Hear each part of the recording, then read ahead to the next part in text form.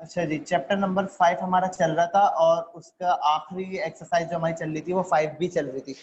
5B का आज हमें एक आखिरी क्वेश्चन डिस्कस करना है, दैट इज क्वेश्चन नंबर 7।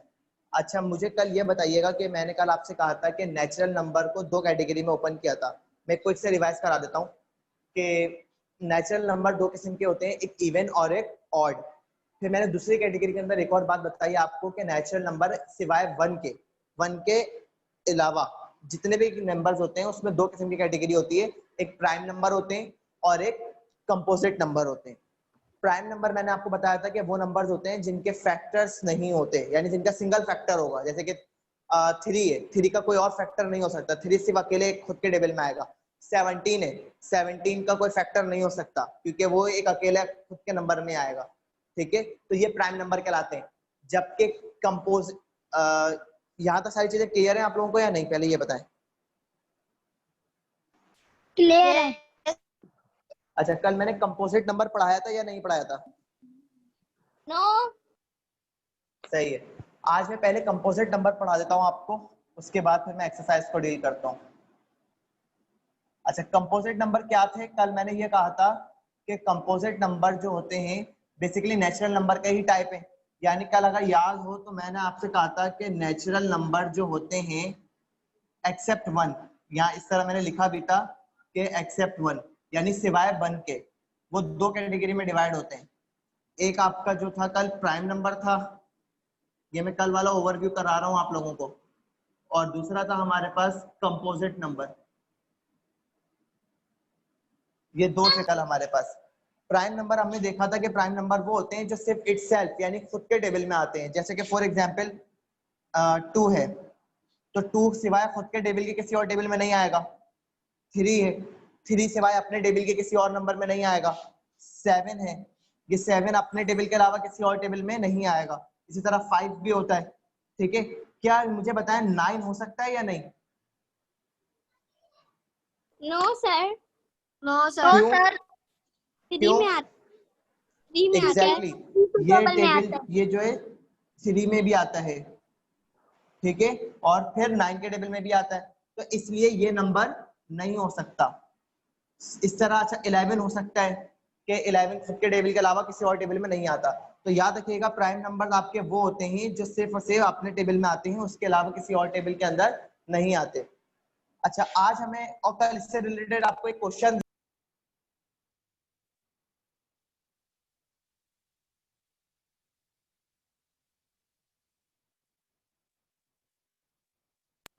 कल आपको इससे रिलेटेड एक क्वेश्चन दिया था कि आपको प्राइम नंबर को लिस्ट करना है बिटवीन 50 टू 75। कर लिया होगा आप लोगों ने। अच्छा, इसके बाद आज हमें क्वेश्चन नंबर 7 डिस्कस करना है जो कंपोजिट नंबर से रिलेटेड है।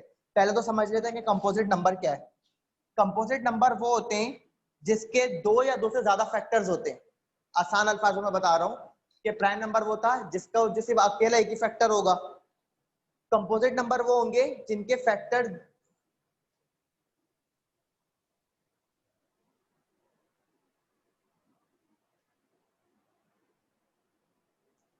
कंपोजिट नंबर वो होंगे जिनके दो या दो से ज्यादा फैक्टर्स होंगे। जैसे फॉर एग्जांपल 6 है। अब 6 जो है सिर्फ अपने खुद के टेबल में नहीं आता बल्कि बहुत सारे टेबल्स में आता है। ठीक है, जैसे कि फॉर एग्जांपल 6 जो है 2 में आएगा, 2 3 जा 6, 3 में आएगा 3 2 जा 6, और फिर 6 अपने खुद के टेबल में आएगा 6 1 जा 6। तो याद रखिएगा कि ऐसे टेबल्स जो दो या दो से ज्यादा नंबर्स में आ जाते हैं तो उसको उन नंबर्स को हम क्या कहते हैं, वो आपके कंपोजिट नंबर है। तो ये प्राइम नंबर नहीं कहला सकता। इसी तरह 4 है, 4 भी कंपोजिट नंबर है। इसी तरह आपका 8 है, 10 है, 12 है, ये वो नंबर्स हैं जो आपके कंपोजिट नंबर हैं, यानी कि जो एक या दो से ज्यादा फैक्टर्स के अंदर आ सकते हैं। क्या यहाँ तक आप लोगों को क्लियर हुआ या नहीं? यस सर, क्लियर है। अब इससे रिलेटेड हमारे पास जो क्वेश्चन है वो क्वेश्चन नंबर 7 है जो आपकी किताब में। क्या आप लोगों के सामने बुक ओपन है या नहीं है? ओपन सर ओपन है। ओपन है बुक सर। का बुक के पेज नंबर 37 पे देखें, क्वेश्चन नंबर 7 लिखा हुआ होगा। उसमें लिखा हुआ है right 5 consecutive composite number below 30।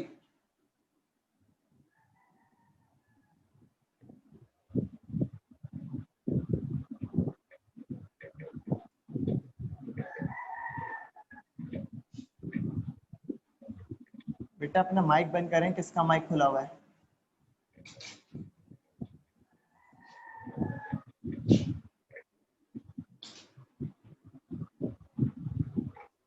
अच्छा, कह रहा है 5 कंसेक्यूटिव कंपोजिट नंबर लिखो। अब आप कहेंगे और बिलो 30, आप कहेंगे सर हमें ये तो पता है कि कंपोजिट नंबर क्या होते हैं, लिख लेंगे, हम बहुत आराम से लिखेंगे। बिलो 30 लिखना है यानी 30 से नीचे नीचे लिखना है, 30 से पहले वाले के लिखने, वो भी लिख लेंगे सर। लेकिन सर ये कंसेक्यूटिव का मतलब क्या है?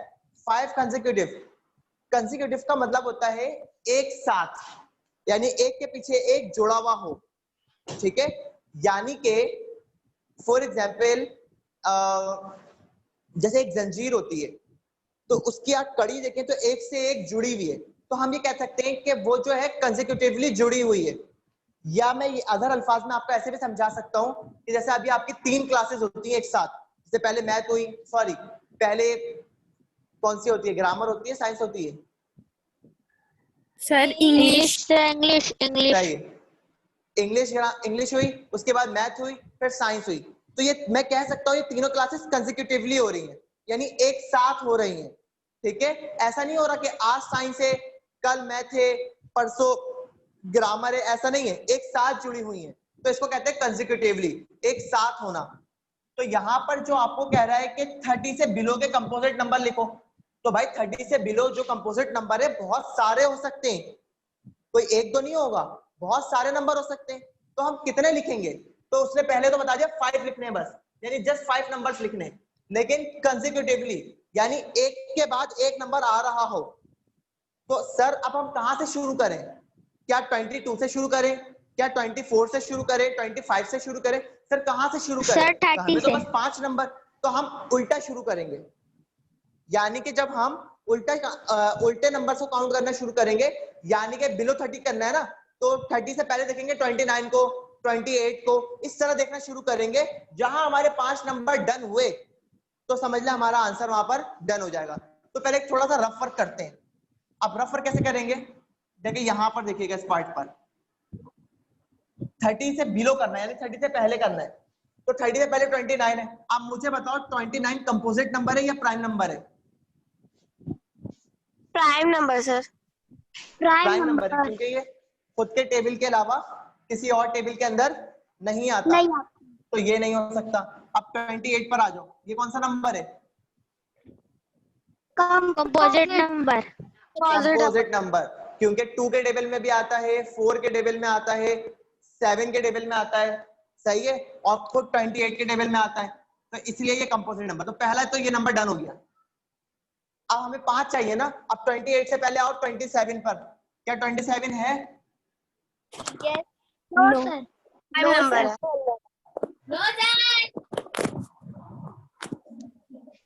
सर है बट्टा मार मुसलमानों, है। ये 3 के टेबल में भी आता है, 3 9 जा, 9 3 जा, 27 1 जा, तीनों टेबल में आता है, तो कंपोजिट नंबर हो गया, 2 नंबर हो गए डन। अब 26 को चेक करो,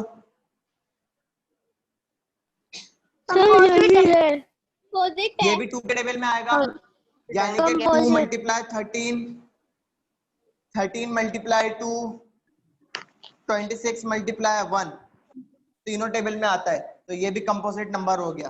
तो 3 नंबर हो गए हमारे। अब 25, ये कौन सा नंबर है? कंपोजिट नंबर आता है, 5 में भी आता है और 25 में भी आएगा। अब 24, ये वाला बताओ। कंपोजिट नंबर है सर। कंपोजिट नंबर है, 2 में भी आता है, 3 में भी आता है, 4 में भी आता है, 6 में भी आता है, 12 में भी आता है, 24 में भी आता है। तो 5 नंबर देखो कंसेक्यूटिवली बन गए, एक के बाद एक करके बन गए। तो आपने जस्ट यहाँ पे इस तरह लिखना है 24, क्योंकि असेंडिंग ऑर्डर में लिखोगे, छोटे नंबर से बड़े नंबर की तरफ। 24, 25, 26, 27 28 एंड 28, ये आपका क्या हो गया, आंसर हो गया। अब आपका जो रफ वर्क था ये आप इरेज कर दें। तो रफ वर्क करने की जरूरत क्या थी, क्योंकि हमें उल्टा लिस्ट करना था। कर तो यहाँ भी सकते थे, लेकिन हम यहाँ उल्टी लिस्ट तो नहीं कर सकते थे ना, तो पहले हमने यहाँ लिस्ट कर लिया, उसके बाद हमने उसको असेंडिंग ऑर्डर में लिख दिया। कॉपी में भी रेफर करना है। क्या आप लोगों को समझ में आया या नहीं? यस जी बेटा, कॉपी में करना है, वरना ये अपने लिए तो नहीं करा रहा। Yes sir. चले जी, यहाँ पर आपका चैप्टर नंबर 5 का एक्सरसाइज नंबर 5B थी, जिसका आपको क्वेश्चन नंबर 1 और 2 कल पढ़ाया था। आई होप कि कर लिया होगा आप लोगों ने। वो आपका इवन नंबर, ऑड नंबर और प्राइम नंबर से रिलेटेड था। आज ये क्वेश्चन नंबर 7 पढ़ा दिया, ये आपका कंपोजिट नंबर से रिलेटेड था, तो ये भी हो गया आप लोगों का। तो 3 क्वेश्चंस आप लोगों के डन हो गए अल्हम्दुलिल्लाह। और एक्सरसाइज नंबर 5B के अंदर इतना ही सिलेबस था, तो यानी कि एक्सरसाइज नंबर 5B भी कंप्लीट हो गई और चैप्टर 5 भी कंप्लीट हो गया। अब मैं ये रेस कर रहा हूँ और अगला, जी बेटा अगस्त का है। सर अब ये रेस एक्सरसाइज करके मैं आप लोगों को 2 जो है वो आप रिपीट कर दें। कौन सा क्या रिपीट कर दूं? क्वेश्चन नंबर 2 जो है वो बस शॉर्ट में बता दें कैसे करना था। अच्छा, list the prime number between 50 and 75। भाई 50 और 75 के दरमियान के प्राइम नंबर को लिस्ट करना है, यानी कि वो नंबर जो 50 सॉरी प्राइम नंबर कौन से होते हैं जो खुद के टेबल में आते हैं, ठीक है, और 50 और 75 के दरमियान के नंबर को लिस्ट करना है। तो पहला नंबर फॉर एग्जांपल मैं लिखता हूँ 51, जो 50 के जस्ट बाद का नंबर है। मुझे कैलकुलेटर में चेक कर लो भले 51 कितने टेबल्स में आता है।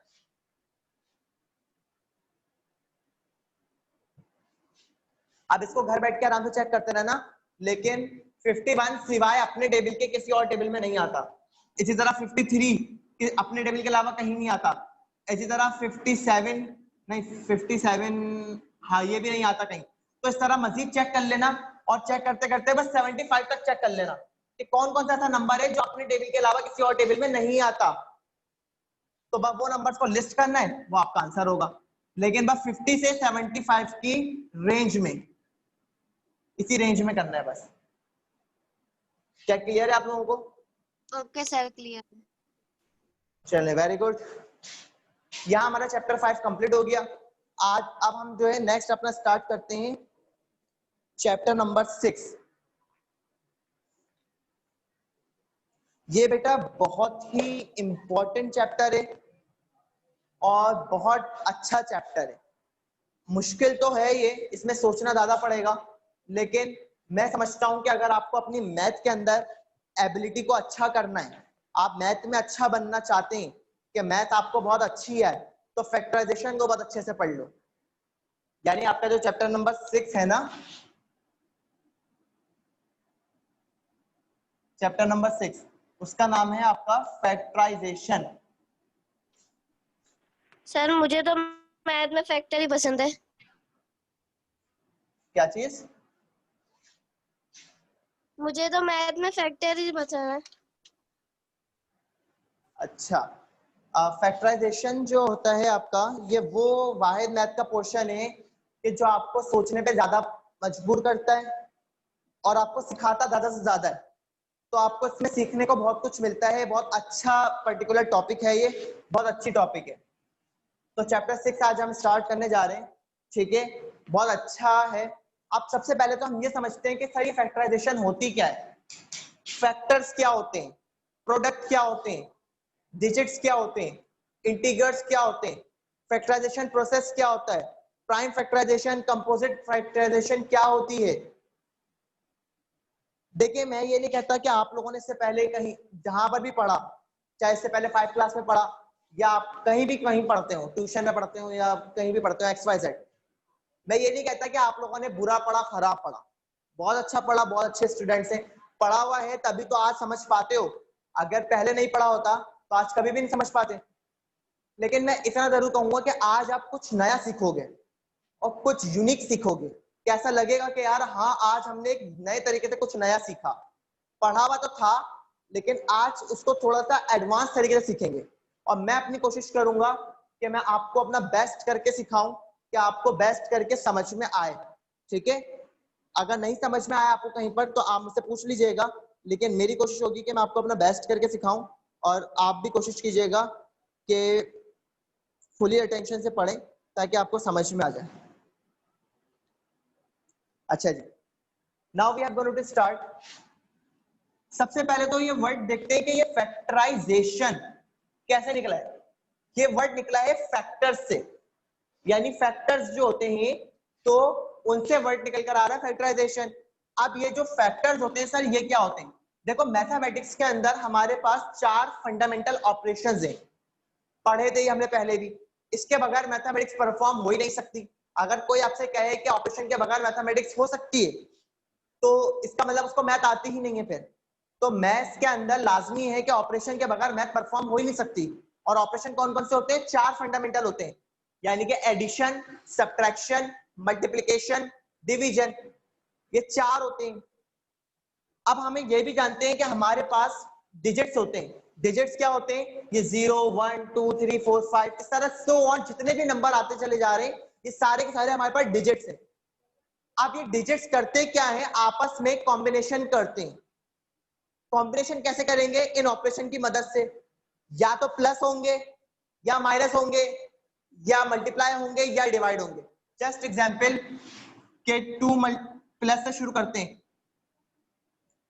2 2 plus 4, 4 minus 2 2, 2 multiply 4 8, 8 divided by 2 4। तो देखो ये नंबर्स आपस में कहीं पे प्लस हो रहे हैं, कहीं पे माइनस हो रहे हैं, कहीं पे मल्टीप्लाई हो रहे हैं, कहीं पे डिवाइड हो रहे हैं। और ये नंबर्स आपस में इन 4 ऑप्शन को परफॉर्म करा के कोई नया नंबर बना के दे रहे हैं, ये नए नंबर बनकर आ रहे हैं। तो ये जो नंबर्स ऑपरेशन करवा रहे हैं, यानी प्लस माइनस मल्टीप्लाई डिवीजन करवा रहे हैं, इन्हीं नंबर्स को हम कहते हैं फैक्टर्स। ये हमारे फैक्टर्स होते हैं जो हमारे पास नया नंबर हमें बना के देते हैं। क्या सर जरूरी है कि 2 ही फैक्टर हो? नो, 2 की लिमिट नहीं है, ज्यादा से ज्यादा फैक्टर भी हो सकते हैं। 3, 4, 5, 8, 10 जितने फैक्टर्स बनाना चाहो उतने फैक्टर बना सकते हो। जैसे आपको याद होगा, आप एलसीएम लेते हो तो एलसीएम लेते जाते हो, फिर आखिर में एक लिस्ट नंबरों की तैयार हो जाती है और आखिर में फिर मल्टीप्लाई कर करके लिखते चले जाते हो। तो इतने सारे नंबर्स आ गए और मल्टीप्लाई होते, तो इतने सारे नंबर आ गए, वो क्या है? वो सब फैक्टर्स हैं। और फिर मल्टीप्लाई होने के बाद आखिर में एक नंबर बना के देंगे जो रिजल्ट होगा, ठीक है, जो एलसीएम का आंसर भी होता है, ठीक है। तो वो आपका क्या होगा? वो आपका नया नंबर बनकर आ रहा है, उसको आप कहते हैं प्रोडक्ट।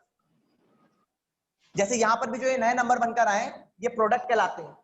और ये जो numbers multiply plus minus division हो रहे होते हैं, इन नंबर्स को हम कहते हैं ये हमारे फैक्टर्स होते हैं।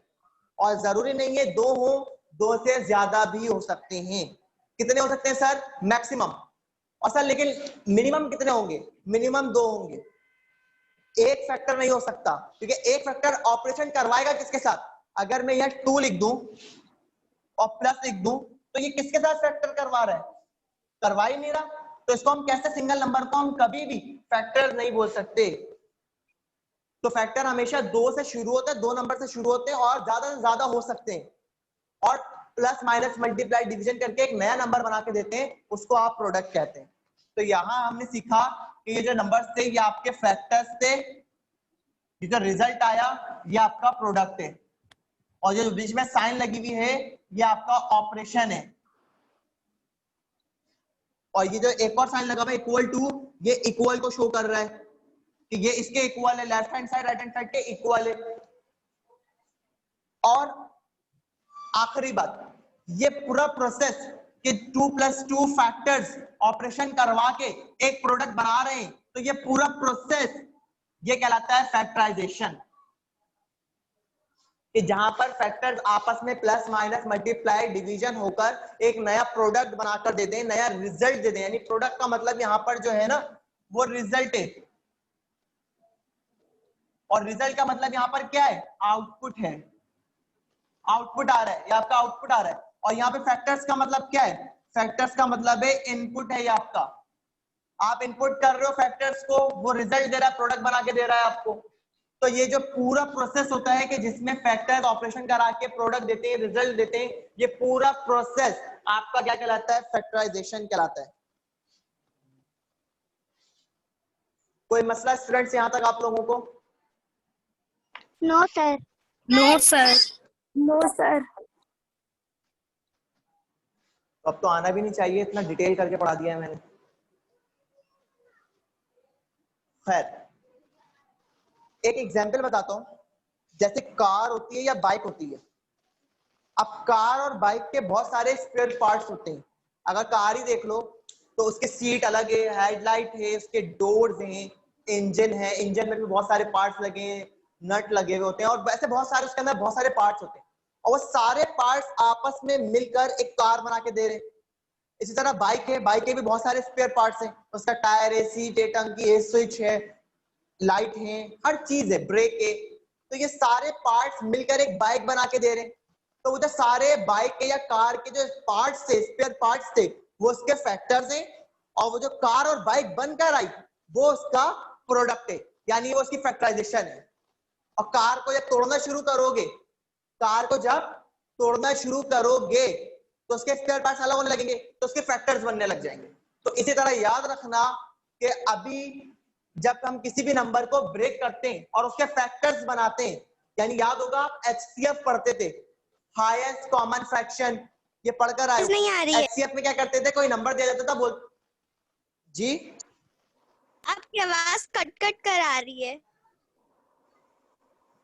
अच्छा मेरे ख्याल से सही आ रही है क्योंकि मैंने क्या हैंड फ्री लगाया हुआ है। अच्छा खैर, आप लोग माइक बंद करें अपने। अच्छा देखें कि होता क्या है कि आप लोग एचसीएफ पढ़कर आए हो। एचसीएफ में क्या होता था? एक नंबर देते थे और कहा जाता था कि इसके हाईएस्ट कॉमन फ्रैक्शंस निकालो, यानी इसके वो नंबर्स निकालो जो ये इससे मल्टीप्लाई हो सकते हैं, ठीक है, और मल्टीप्लाई होकर ये नंबर बना सकते हैं। तो आप बहुत सारे नंबर लिखते चले जाते थे, और लिखने के बाद नंबर्स को इस तरह नीचे लिखते थे और यूं करके ऐसे बनाते थे, इस तरह बनाते चले जाते थे। तो ये आप फैक्टर्स बना रहे होते थे। तो बेसिकली कर क्या रहे होते थे आप कि आपको एक नंबर दिया जाता था, प्रोडक्ट दिया जाता था, और आपसे कहता था इसके फैक्टर्स बनाओ। तो वो फैक्टराइजेशन ही है कि आपको एक नंबर दिया गया है और उस नंबर को आपसे कह रहा है तोड़ के उसके फैक्टर्स बनाना शुरू करो। तो क्या कहलाता है? वो भी फैक्टराइजेशन का प्रोसेस कहलाता है। क्या या तो फैक्टर्स को मिला के प्रोडक्ट बनाओ या प्रोडक्ट को तोड़ के फैक्टर्स बनाओ, रिवर्स काम भी हो सकता है। तो ये पूरा प्रोसेस आपका फैक्टराइजेशन कहलाती है। फैक्टराइजेशन आपकी अभी किताब के अंदर हमारे सामने दो किस्म की डिस्कस की गई है फिलहाल अभी तक, जो हमें डिस्कस करना है अभी। एक है प्राइम फैक्टराइजेशन, यानी कि मैं यहां लिख देता हूं कि फैक्टराइजेशन को दो में ब्रेक करा है। एक ब्रेक करा है आपका प्राइम फैक्टराइजेशन, और दूसरा ब्रेक करा है आपका कंपोजिट फैक्टराइजेशन। तो दो फैक्टराइजेशन में ब्रेक करा है। तो अभी माशाल्लाह आप लोग बहुत डिटेल में प्राइम फैक्टराइजेशन पढ़कर आए हो, और इसी तरह कंपोजिट नंबर भी जो है आप, अच्छा फैक्टराइजेशन तो अभी नहीं पढ़ी आपने, लेकिन आपने प्राइम नंबर और कंपोजिट नंबर बहुत डिटेल पढ़कर आए हो। क्या याद है प्राइम नंबर और कंपोजिट नंबर? Yes sir. याद है सर। सही। तो अब आपने करना क्या है, क्योंकि टाइम हमारा पूरा हो गया है अभी क्लास का, तो मैं अगर अभी शुरू करूंगा प्राइम फैक्टराइजेशन तो वो खत्म नहीं हो पाएगी, क्योंकि मुझे अभी कम से कम 20 से 25 मिनट्स चाहिए होंगे इसको डिटेल समझाने के लिए, ठीक है। तो याद रखिएगा कि आपका काम ये है कि आप घर से पहले तो अपना चैप्टर नंबर 5 का पढ़ लीजिएगा, एक मरतबा जितना पढ़ाया उसको रिवाइज करें। इसके अलावा मैं ज्यादा काम इसलिए नहीं दे रहा आप लोगों को क्योंकि आपका टेस्ट है, टेस्ट की तैयारी कर रहे होंगे आप लोग, और इसमें क्या करना है, इसमें आपको सिर्फ एक मरतबा पढ़ लेना है। इसका लेक्चर में आप लोगों को आज इसकी रिकॉर्डिंग मिल जाएगी, आज लेक्चर की रिकॉर्डिंग की है, वो लेक्चर की रिकॉर्डिंग आपको मिल जाएगी। तो एक मरतबा मेरा लेक्चर और सुन लीजिएगा ताकि और डिटेल में क्लियर हो जाए, और उसको एक मतलब आप समझ लीजिएगा। फिर इंशाल्लाह कल हम प्राइम फैक्टराइजेशन से अपनी क्लास को स्टार्ट करेंगे और डिटेल करके पढ़ाऊंगा। देखो ऑनलाइन क्लासेस को बहुत सारे स्टूडेंट्स कहते हैं ना इफेक्टिव नहीं है, मजा नहीं आता, ऑनलाइन में पढ़ाई नहीं होती, ये नहीं होता वो नहीं होता। देखो एक बात याद रखना कि अगर चीजें अच्छी तरह पढ़ाई जाए, बच्चों का इंटरेस्ट बरकरार रखा जाए कि बच्चे इंटरेस्ट तरीके से इसको पढ़ रहे हो, तो मैं नहीं समझता कि ऑनलाइन क्लासेस वर्स्ट है। यानी ऑनलाइन क्लासेस फिर वो कोई वर्स्ट नहीं है, एक बहुत एडवांटेजफुल साबित हो जाएंगी कि कैसे कि जब आप अपने अटेंशन पे कर रहे होंगे और मैं आपको बेस्ट करके पढ़ा रहा हूँगा, तो बच्चे का अटेंशन टूटती नहीं है, वो बोर नहीं होता, वो बोलते हैं यार सीख तो रहे और सीखता रहता है। तो ऑनलाइन क्लासेस उसके लिए इफेक्टिव हो जाती है। लेकिन अगर बच्चा अटेंटिव नहीं होता, उसको मजा नहीं आ रहा होता, क्लास के अंदर सीख नहीं रहा होता, तो फिर ऑनलाइन क्लासेस इफेक्टिव नहीं होती है। तो बहरहाल मैंने अपने तौर पे अपना बेस्ट ट्राई करा, इतना डिटेल इसीलिए करा ताकि आपको रटवाऊं नहीं मैथ को समझाऊं कि आपको ये लगे कि यार हम जिससे भी पढ़ रहे हैं, चाहे वो सरसान हो या कोई भी हो, हम जिससे भी पढ़ रहे हैं हम बेस्ट पढ़ रहे हैं। और अल्लाह का शुक्र है हम इतना अच्छा पढ़ रहे हैं कि हम कभी हारेंगे नहीं इंशाल्लाह। अच्छा सीख रहे हैं और अच्छा ही रिजल्ट देंगे। ठीक है, खैर आप लोगों को एक अनाउंसमेंट कर देता हूं कि आप लोगों का जो परसों टेस्ट है उसके हवाले से आपको ग्रुप में आज एक नोटिफिकेशन आ जाएगा, उसमें आपको बता दिया जाएगा कि हाउ टू अटेम्प्ट पेपर, के पेपर को अटेम्प्ट कैसे करना है।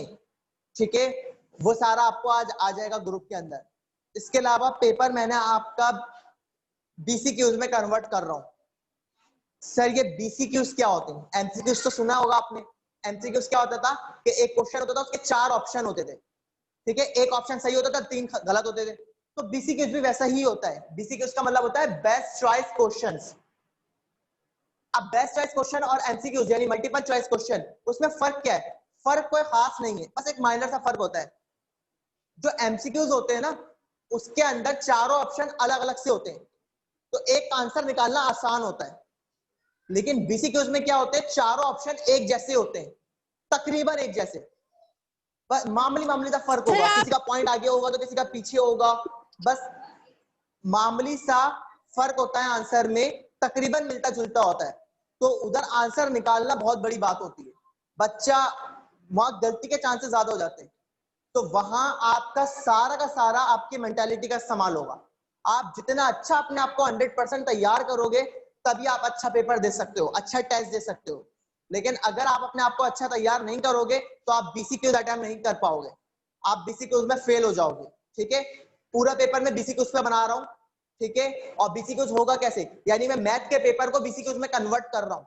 ठीक है, क्वेश्चंस में क्यों नहीं दे सकता? क्वेश्चन में इसलिए नहीं दे सकता आप लोगों को क्योंकि क्वेश्चन का टाइम नहीं होगा। आधे घंटे में आप क्वेश्चन नहीं कर सकते। आधे घंटे में कितने करोगे? 3 कर लोगे, बस 4 कर लोगे। तो अब बीसीक्यूज में ये होगा कि क्वेश्चन बना हुआ होगा, 4 ऑप्शन भी गिवन होंगे। आपने क्वेश्चन पढ़ा और शीट के ऊपर ही साइड में रफ वर्क में जल्दी से सॉल्व करा, और सॉल्व करने के बाद जैसे उसका आंसर आएगा आप चारों ऑप्शन में से देख लो कौन सा आंसर करेक्ट है, आपसे मैच कर रहा है, वो आपका सही ऑप्शन है। क्योंकि 4 ऑप्शन में 3 डिस्ट्रैक्टर होते हैं, एक करेक्ट होता है। यानी डिस्ट्रैक्टर का मतलब जो गलत होते हैं, और करेक्ट कौन सा होता है? जो सही होता है। तो रफ वर्क करा, जल्दी से आंसर निकाला और टिक कर दिया। ठीक है, तो आपका इस तरह से बीसीक्यूज आ रहे होंगे जो आपको अटेम्प्ट करने हैं। और एक और इंपॉर्टेंट बात, वहां पर नेगेटिव मार्किंग भी होगी। नेगेटिव मार्किंग, ये सारी बातें आज मैं ग्रुप में शेयर कर दूंगा। नेगेटिव मार्किंग क्या होती है? नेगेटिव मार्किंग का मतलब होता है अगर 4 एमसीक्यूज गलत हुए तो 1 एक्स्ट्रा मार्क्स काटा जाएगा, इसको कहते हैं नेगेटिव मार्किंग। ठीक है, ये बहुत हाई क्लास का लेवल होता है, जितने स्टैंडर्ड की जगह होती है ना वहां इसी तरह से पेपर्स होते हैं।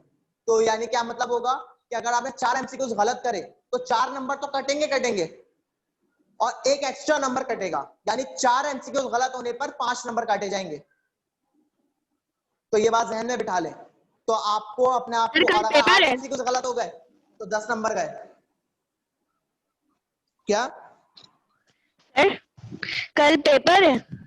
आधे परसों है बेटा, परसों।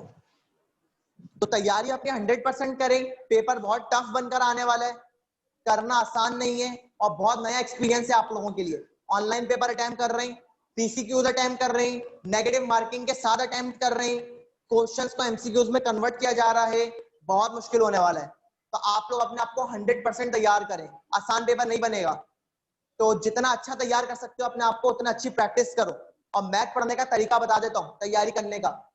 तैयारी करने का तरीका हरगिज ये नहीं होता कि आप बस पेज को पलटते जाएं, किताब के या कॉपी के पेज को पलटें और आप बोलें कि तैयारी हो गई, रिवाइज कर लिया। नहीं, फेल हो जाओगे। सर पढ़ने का जो तरीका होगा बेटा, एक मिनट, पढ़ने का जो तरीका होगा वो ये होगा कि आपको प्रैक्टिस करनी होगी। हर क्वेश्चन से रिलेटेड आपको प्रैक्टिस करनी होगी। जब आप क्वेश्चन से रिलेटेड प्रैक्टिस कर रहे होंगे तो आपको तभी प्रैक्टिस अच्छी होगी, तभी आप पेपर अटेम्प्ट कर पाएंगे, वरना अटेम्प्ट नहीं कर पाएंगे। ठीक है, तो ये सारी चीजें हो गई। इसके सारे हवाले से मैं ग्रुप में सारी बातें शेयर कर दूंगा, तो आप वहां पे भी देख लीजिएगा। जी, किसी का कोई सवाल? सर मुझे 2A का 5 समझ नहीं आया, मैंने आपसे बार बार पूछा, आपने नहीं बताया। अच्छा, 2A का 5, हाँ भाई आप बहुत बार बार पूछ रहे थे। 2A का 5 आ जाए। देखिए बेटा, लिखा हुआ है राइट ट्रू और false for the following statement. अब देखो ये जो लिखा हुआ होता है ना इस तरह, ये ए लिखा हुआ है और ये एक साइन बनाया हुआ है और ब्रैकेट के अंदर लिखा हुआ है ABC। तो ये जो साइन होता है ना, इस साइन को एप्सिलॉन कहते हैं। एप्सिलॉन का मतलब होता है बिलोंग टू, यानी ताल्लुक को शो करता है। तो ये पूछना चाह रहा है कि ये जो ए है ये एक एलिमेंट है और इस सेट के अंदर 3 एलिमेंट दिए हुए, बोल रहा है क्या ए एलिमेंट है एक अंदर वाले सेट का? अगर ए अंदर वाले सेट से बिलोंग करता है, ताल्लुक रखता है, तो फिर ये ट्रू है, और अगर ताल्लुक नहीं रखता तो फिर फॉल्स है। तो बस आपको ये बताना है। जी सर ये सेकंड वाले में जो ये खाली सा बना हुआ, फिर ये अच्छा, ये जो है आपका, ये उसको शो कर रहा था, एक मिनट।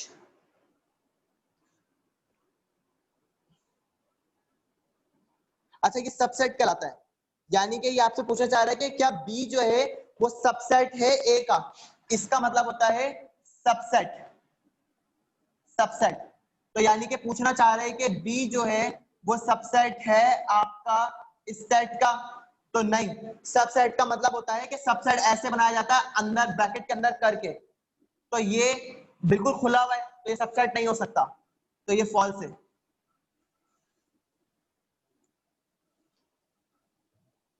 चलें जी, उम्मीद करता हूं कि आपको क्लास बहुत सही लगी होगी, समझ आ गया होगा, कुछ आपने नया सीखा आज। तो इंशाल्लाह अगली क्लास में मुलाकात करते हैं। टेस्ट की 100% तैयारी करें।